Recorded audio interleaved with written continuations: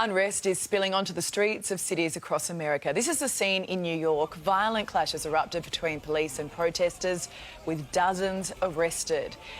Oregon's National Guard was called in after police lost control with widespread riots across Portland.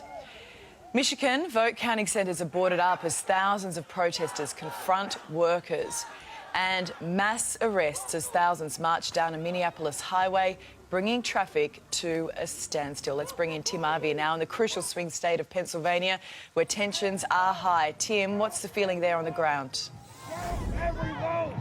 Yeah, well, counting is continuing here in the Pennsylvania Convention Centre. It is peaceful, but there are growing numbers of protesters, especially compared to yesterday. This is a massive group of Donald Trump supporters who have come down here. They are getting a bit more vocal as the morning goes on, but largely their attitude has been one of defiance as they want to protest what is going on inside the voting centre. Now, about 10 metres over here, behind some other security fencing, is all the Count the Vote protesters, the Democrat supporters. Their attitude is a lot more festive, a lot of dancing, as they just want every vote to be counted is essentially their message.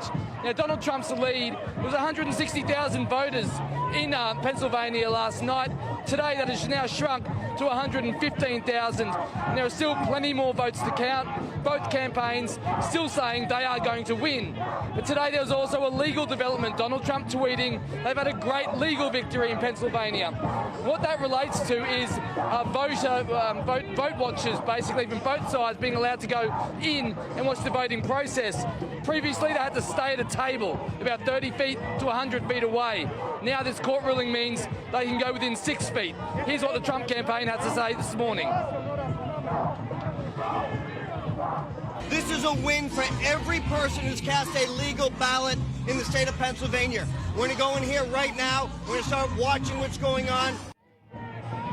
So we'll keep you updated with what happens as the vote continues today. All right, thank you, Tim. Tensions are rising there, aren't they? I love the sound of democracy in the morning.